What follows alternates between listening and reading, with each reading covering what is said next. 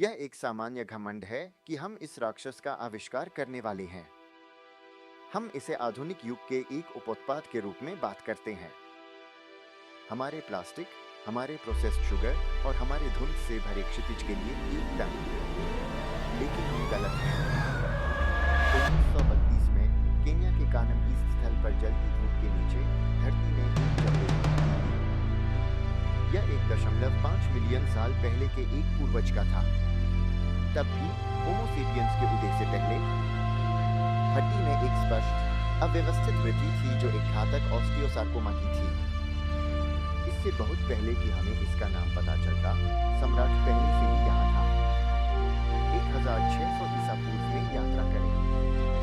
Memphis में हवा नील की कीचड़ और जलती हुई व्यफी धूप की गंध से भरी हुई है।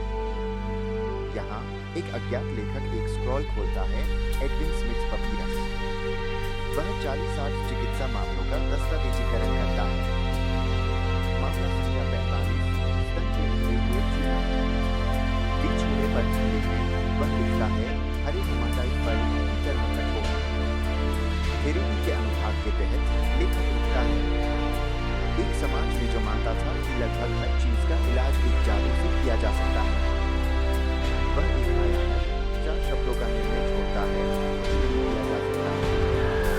1000 वर्षों तक पश्चिम ने शरीर को क्लॉडियस गैलन के दृष्टिकोण से देखा। गैलन के अनुसार शरीर 4 रसों का एक नाजुक संतुलन था, रक्त, कफ, पीला पित्त और सबसे भयानक मेलेना कोले या काला पित्त।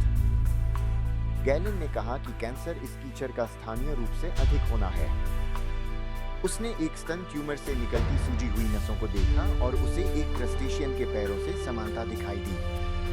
उसने इसे कार्किनोस कहा। यह ग्रीक शब्द है जिसका अर्थ है केकड़ा।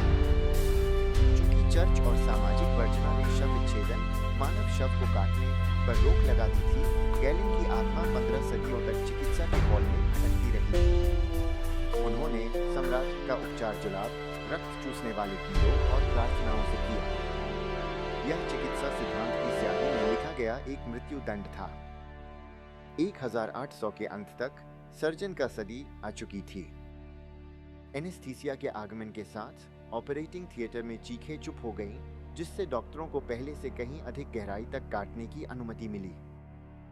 विलियम स्टुअर्ट हाल्स्टेड का प्रवेश करें, जो जॉन्स हॉपकिंस का एक ऊंचा व्यक्तित्व है। उन्होंने कैंसर को एक स्थानीय आग के रूप में देखा। उन्होंने रेडिकल मास्टेक्टोमी की शुरुआत की। अगर आपने इसे जल्दी पकड़ लिया और पर्याप्त झाड़ियां साफ कर दी, तो आग रुक जाएगी। हल्स्टेड ब्रिलियंट था, लेकिन वह एक छाया का पीछा कर रहा था। वह अभी तक मेटास्टेसिस को नहीं समझा, सूक्ष्म बीजों की मौन प्रवास।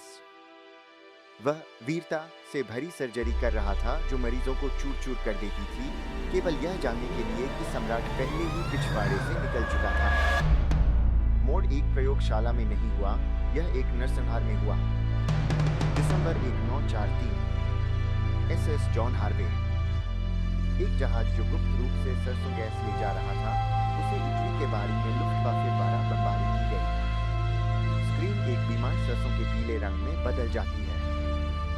इसके बाद कर्नल कॉर्नेलियस रोड्स ने कुछ अजीब देखा। सफेद रक्त कोशिकाएं नष्ट हो गई थी। एक डरावना विचार उठा, अगर यह जहर तेजी से विभाजित होने वाली कोशिकाओं को मार सकता है, तो क्या इसका उपयोग सम्राट का शिकार करने के लिए किया जा सकता है? युद्ध की वास्तविक रात से कीमोथेरेपी का जन्म हुआ। हमने सम्राट का शिकार करने के लिए जहरीले तीर का उपयोग करना शुरू किया। आज हम विद्रोह के युग में प्रवेश कर चुके हैं।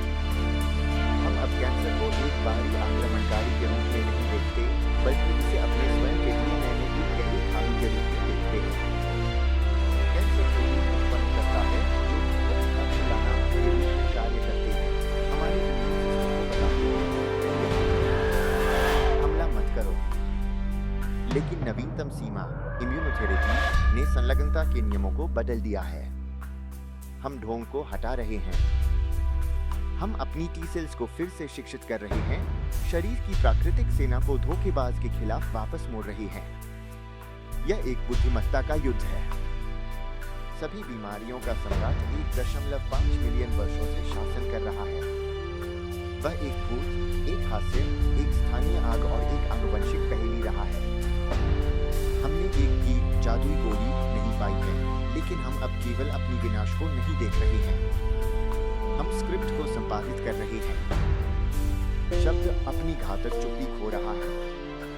सम्राट मर नहीं गया है, लेकिन इतिहास में पहली बार वह अपने कंधे पर देख रहा है। जीवनी खत्म नहीं हुई है, लेकिन हम अंततः अंतिम अध्याय लिख रहे हैं।